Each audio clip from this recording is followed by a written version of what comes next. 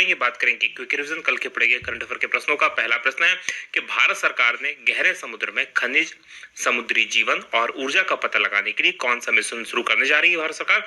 तो इसका नाम है डीप ओशियन मिशन।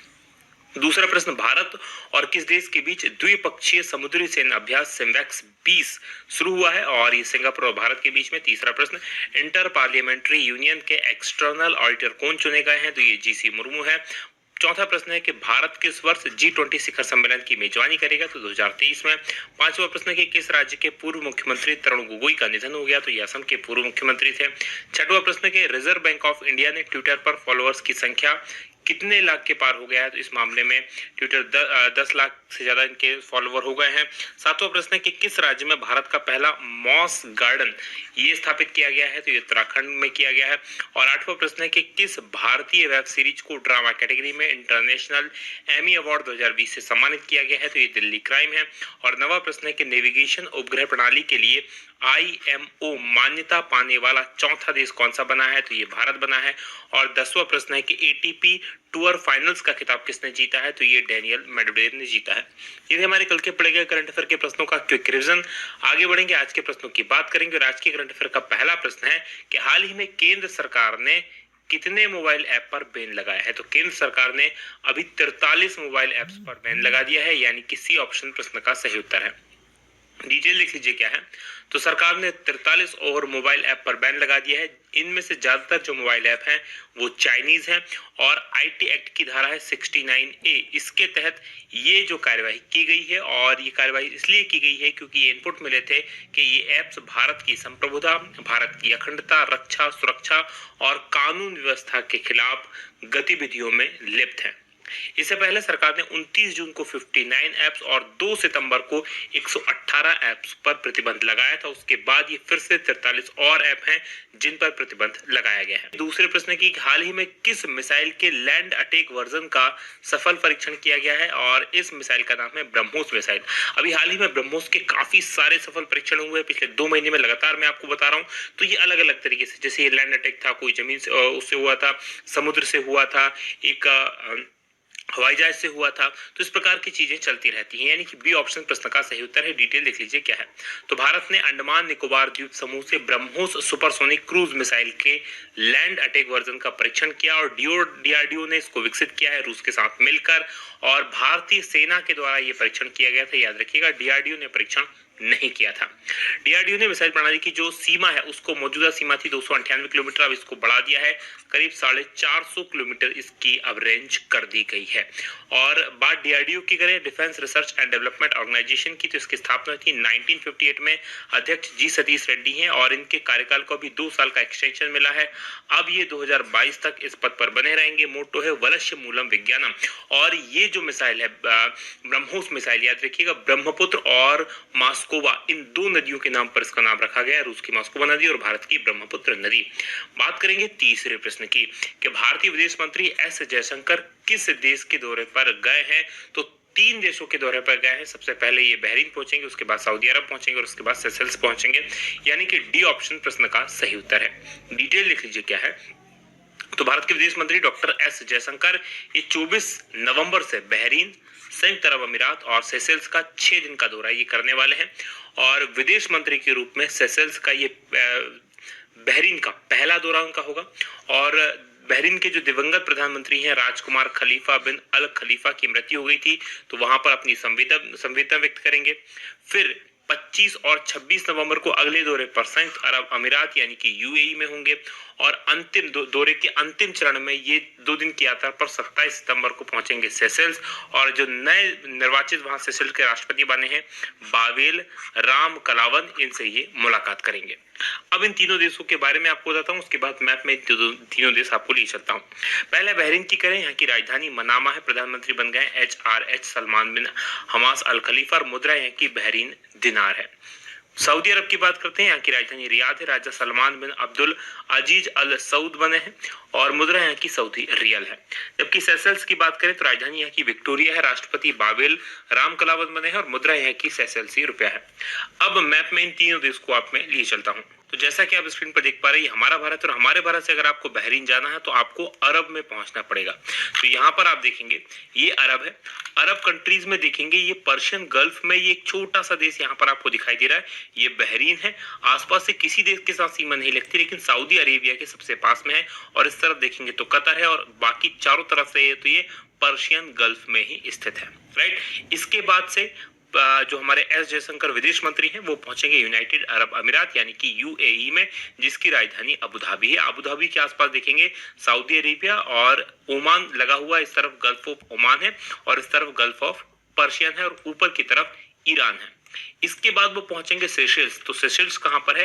तो ये आपको दिखाई देगा अफ्रीका में नीचे की तरफ। ये जो आपको द्वीपीय देश एक्चुअल में बहुत छोटे छोटे से द्वीप है, यहां से लेकर इनके बीच में ये छोटे छोटे से द्वीप हैं।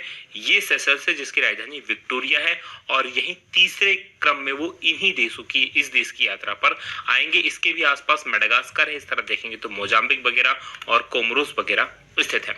आगे बढ़ेंगे, बात करेंगे अब हम अगले प्रश्न की। अगला प्रश्न आपके सामने चौथा है कि रविशंकर प्रसाद ने किस ऐप का अंतरराष्ट्रीय वर्जन लॉन्च किया है, और इस ऐप का नाम है उमंग ऐप, यानी कि ए ऑप्शन प्रश्न का सही उत्तर है।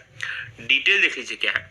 तो जो केंद्रीय इलेक्ट्रॉनिक्स और सूचना प्रौद्योगिकी मंत्री हैं रविशंकर प्रसाद, इन्होंने संयुक्त राज्य America, Britain, Canada, Australia, UAE, Netherlands, Singapore, Australia और न्यूजीलैंड को अपनी सेवाएं उपलब्ध कराने के लिए विदेश मंत्रालय के सहयोग से उमंग मोबाइल ऐप का एक अंतरराष्ट्रीय संस्करण लॉन्च कर दिया है। और उमंग एक यूनिफाइड मोबाइल एप्लीकेशन है। ये गवर्नमेंट की तरफ से है, और सरकार की पहले ये केंद्र और राज्य सरकारों के अलग अलग विभागों की जो इंपॉर्टेंट सेवाएं होती हैं उनको ये ऑनलाइन उपलब्ध कराती है। बात करेंगे पांचवें प्रश्न की कि किस देश ने वर्ष 2020 के APEC शिखर सम्मेलन की मेजबानी की है। तो इसकी जो मेजबानी की गई है वो की गई है मलेशिया के द्वारा, यानी कि सी ऑप्शन प्रश्न का सही उत्तर है। क्या है APEC, इसकी डिटेल लिख लीजिए। तो एशिया पैसिफिक इकोनॉमिक कॉर्पोरेशन, ये APEC का फुल फॉर्म होता है, और इसने इकोनॉमिक लीडर्स की बैठक मलेशिया के प्रधानमंत्री मुहिदीन यासीन की अध्यक्षता में आयोजित हुई। और ये पहला मौका था जब सभी 21 APEC इकोनॉमिक लीडर्स कोविड-19 महामारी के कारण वर्चुअल रूप से इसमें भाग ले रहे थे। यानी इससे पहले तक वर्चुअली आयोजित ये नहीं होती थी, सामान्य रूप से आयोजित होती थी, लेकिन पहली बार ये वर्चुअली आयोजित हुई है। राइट, और APEC समिट 2021 की जो मेजबानी की जाएगी वो अब न्यूजीलैंड के द्वारा की जाएगी। APEC मलेशिया 2020 का विषय था optimising human potential towards a resilient future of shared prosperity, pivot, prioritise and progress. ये इस बार का विषय रखा गया था। बात करेंगे छठवें प्रश्न की कि उत्तर प्रदेश के किस एयरपोर्ट का नाम मर्यादा पुरुषोत्तम श्री राम के नाम पर रखने का निर्णय लिया गया है, और ये अयोध्या एयरपोर्ट है, यानी कि बी ऑप्शन प्रश्न का सही उत्तर है। डिटेल लिख लीजिए क्या है। तो उत्तर प्रदेश कैबिनेट ने अयोध्या एयरपोर्ट का नामकरण करने और उसे अंतर्राष्ट्रीय दर्जा दिलाने के लिए नागर विमानन मंत्रालय को प्रस्ताव भेजने को मंजूरी दे दी है कि वो इसके लिए प्रस्ताव भेजेगा। राइट, अब अयोध्या एयरपोर्ट का नाम क्या होगा? तो मर्यादा पुरुषोत्तम श्री राम एयरपोर्ट अब इस एयरपोर्ट का नाम होगा। और अयोध्या स्थित जो हवाई पट्टी है उसको एयरपोर्ट के रूप में विकसित करने के लिए अन्य आवश्यक जो निर्माण कार्य हैं उसके लिए 525 करोड़ रुपए की भी मंजूरी दी गई है। इसकी हवाई पट्टियों का जो दायरा है, जो सीमा है, उसको बढ़ाया जा रहा है, लंबाई बढ़ाई जा रही है, ताकि जो बड़े विमान होते हैं वो भी यहाँ पर उतार सके। बात करेंगे हम उत्तर प्रदेश की, तो मैप में देख लीजिए, यहाँ पर ये उत्तर प्रदेश स्थित है। राजधानी इसकी लखनऊ है, मुख्यमंत्री योगी आदित्यनाथ हैं, राज्यपाल आनंदीबेन पटेल हैं। लोकसभा की यहाँ पर 80 सीटें हैं, राज्यसभा की 31 सीटें हैं, विधानसभा की 403 सीटें और विधान परिषद में 100 सीट है। प्रमुख राष्ट्रीय उद्यानों की बात करें तो दुधवा नेशनल पार्क यहाँ पर है, उसके अलावा नेशनल चंबल अभ्यारण्य यहाँ पर है, पीलीभीत टाइगर रिजर्व है और नवाबगंज पक्षी विहार है।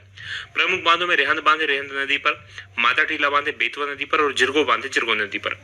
बात 7वें प्रश्न की होगी कि किस देश ने चांद से नमूने एकत्रित करने के लिए एक यान सफलतापूर्वक प्रक्षेपित किया है, और ये किया गया है चाइना के द्वारा, यानी कि ए ऑप्शन प्रश्न का सही उत्तर है। डिटेल लिख लीजिए क्या है। तो 24 नवंबर को चाइना ने चांद की सतह से नमूने एकत्रित करने के लिए अपना पहला मानव रहित यान सफलतापूर्वक प्रक्षेपित कर दिया। और चीन का जो दक्षिणी प्रांत है हैनान, यहाँ पर वैनचांग अंतरिक्ष यान प्रक्षेपण स्थल है, यहाँ से ये चांद A5 इसको चांद के लिए सफलतापूर्वक रवाना किया गया है। चांद A5 ये इसका चांद A5 ये इसका रॉकेट है। अमेरिका ने वर्षों पहले पूर्व चांद से नमूने एकत्रित करने के लिए अंतरिक्ष यात्री भेजे थे। नील आर्मस्ट्रांग उन्हीं में से एक दल का हिस्सा था, सबसे पहला दल जुड़ा गया था। जबकि सोवियत संघ ने मानव रहित यान भेजा था और ये यान चंद्रमा से पृथ्वी पर वापस लौटकर आए थे। इसी प्रकार से ये यान भी चंद्रमा से पृथ्वी पर वापस लौटकर आएगा और पिछले 40 वर्षों में ये अपनी तरह का पहला अभियान होगा जो चंद्रमा से नमूने इकट्ठे करेगा और वापस आएगा। अमेरिका भी हाल ही में 2024 तक चांद पर फिर से मनुष्य भेजने की तैयारी पर है, ये आपको याद होना चाहिए। बात चाइना की करते हैं। यहाँ की राजधानी बीजिंग है, राष्ट्रपति शी जिनपिंग और मुद्रा यहाँ की युआन है। मैप में मैं आपको अब चाइना लिए चलता हूँ।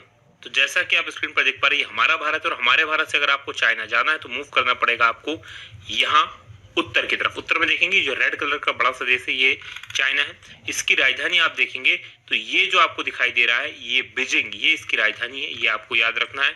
और इसमें एक और चीज आप याद रखेंगे, इसकी जो सीमा है बहुत सारे देशों के साथ मिलती है। जैसे ऊपर मंगोलिया है, रशिया है, इस तरफ नॉर्थ कोरिया है, नीचे की तरफ देखेंगे तो वियतनाम है, लाओस है, म्यांमार है। भारत के साथ तो बड़ी सीमा है। इसके अलावा अफगानिस्तान, ताजिकिस्तान, किर्गिस्तान, कजाकिस्तान के साथ भी इसकी सीमा लगी हुई है। अब भारत के साथ ये अरुणाचल प्रदेश वाला जो हिस्सा आप देख पा रहे होंगे, ये ग्रे कलर में एक्चुअल में अरुणाचल प्रदेश है। चाइना इस पे अपना दावा करता है, जबकि भारत का हिस्सा है, भारत के पास है। और इसके बीच ही जो मैकमोहन रेखा आपने पढ़ी होगी जी की बुक्स में, वो मैकमोहन रेखा अरुणाचल प्रदेश और चाइना के बीच में स्थित है, यानी भारत की रेखा है और अरुणाचल प्रदेश वाले हिस्से पे लगती है। ये है वो हिस्सा जिस पर चाइना ने अवैध कब्जा किया हुआ, ये अक्सर चीन कहलाता है, लद्दाख का हिस्सा है और इस पर 1950 के बाद से चाइना का कब्जा हुआ है, ये आपको याद रखना है। आगे बढ़ेंगे, बात करेंगे अगले प्रश्न की। अगला प्रश्न आपके सामने 8वां है कि दुनिया के दूसरे सबसे अमीर शख्स कौन बने हैं। दुनिया के दूसरे सबसे अमीर शख्स बन गए हैं एलन मस्क, यानी कि डी ऑप्शन प्रश्न का सही उत्तर है। डिटेल लिख लीजिए क्या है। तो टेक्नोलॉजी के जाने माने बिजनेसमैन और कार निर्माता कंपनी है टेस्ला, इसके को फाउंडर है एलन मस्क। इन्होंने दुनिया के दूसरे सबसे अमीर शख्स बन गए हैं और मस्क ने माइक्रोसॉफ्ट के जो संस्थापक है बिल गेट्स, इनको पीछे छोड़ दिया है। और इस साल जो एलन मस्क है, इनकी नेटवर्थ 100.3 अरब डॉलर बढ़ गई है, यानी उससे पहले तक इनकी जो वर्थ थी बहुत कम थी और बढ़कर हो गई है 127.9 अरब डॉलर, यानी कि पहले केवल 27.9 अरब डॉलर इनकी वर्थ हुआ करते थे और ये 35वें नंबर पर हुआ करते थे। अभी दूसरे नंबर पर आ गए हैं और बिल गेट्स की जो नेटवर्थ है वर्तमान में 127.7 अरब डॉलर है। नंबर 1 पर कौन है? तो नंबर 1 पर जेफ बेजोस हैं, जो कि अमेजन के प्रमुख हैं। अब बात करेंगे 90वें प्रश्न की कि तमिलनाडु और पुडुचेरी में कौन सा चक्रवाती तूफान टकराएगा और इस तूफान का नाम है निवार, यानी कि बी ऑप्शन प्रश्न का सही उत्तर है। डिटेल लिख लीजिए क्या है। तो तमिलनाडु और पुडुचेरी के जो तट है उस पर चक्रवाती तूफान निवार, इसका संकट बन गया है और तूफान चेन्नई के तट से करीब पहुंच चुका है और इसमें करीब 25 नवंबर को तटीय क्षेत्र से टकराने की आशंका है। पुडुचेरी के आसपास के तटीय इलाकों में 100 से लेकर 110 किलोमीटर की रफ्तार से जो है और हवाएं चल रही है और इसी रफ्तार से आंधी आने और भारी बारिश की भी संभावना है। बात करेंगे 10वें प्रश्न की कि क्रिकेट टीम इंडिया की नई जर्सी किस विश्व कप के दौरान पहनी गई जर्सी जैसी है। तो ये 1992 का वर्ल्ड कप था जिसके जैसी जर्सी फिर से हमारे इंट्रोड्यूस की गई है, यानी कि बी ऑप्शन प्रश्न का सही उत्तर है। डिटेल लिख लीजिए क्या है। तो भारत और ऑस्ट्रेलिया के बीच होने वाली जो सीरीज है इसमें टीम इंडिया नई जर्सी में नजर आने वाली है और इस सीरीज में पहने जाने वाली जर्सी 1992 के वर्ल्ड कप के दौरान पहनी गई जर्सी जैसी है, या इस तस्वीर में आप देख पा रहे होंगे ये 1992 के वर्ल्ड कप की जर्सी है और ये नई जर्सी है, राइट। इसमें जो नया किट स्पॉन्सर मिला है ऑनलाइन गेम एमपीएल, वो बन गया है। पहले एमपीएल की जगह पर नाइकी हुआ करता था और अब इसमें नया थोड़ा सा आपको देखने को मिलेगा कि बीसीसीआई के लोगों के ऊपर आप ये 3 यहाँ पर क्या देख पा रहे होंगे, स्टार बने हुए देख पा रहे होंगे और ये थोड़ा हल्का नीला कलर, फिर ग्रीन कलर और रेड कलर और फिर नीचे सबसे नीचे व्हाइट कलर में इसमें बना हुआ है और बाकी डार्क ब्लू कलर की ये जर्सी है। बात करेंगे अब हम कल के सवाल की, क्योंकि करंट अफेयर हमारा यहीं तक था। सर कल मैंने आपसे प्रश्न पूछा था कि सरकार ने पोत परिवहन मंत्रालय का नाम बदलकर क्या करने की घोषणा की है। तो ये घोषणा की गई पोत परिवहन और जलमार्ग मंत्रालय, यानी कि बी ऑप्शन इस प्रश्न का सही उत्तर है। अब आज के प्रश्न का उत्तर देना मत भूलिएगा। आज का हमारा प्रश्न है कि किस टीम ने महिला T20 चैलेंज खिताब जीता है। तो कमेंट करके बताइएगा कि किस टीम ने ये जीता है। ये वीडियो कैसा लगा बताना मत भूलिएगा। आज की बात करेंगे यहीं समाप्त। आप लोगों का बहुत बहुत धन्यवाद। जय हिंद।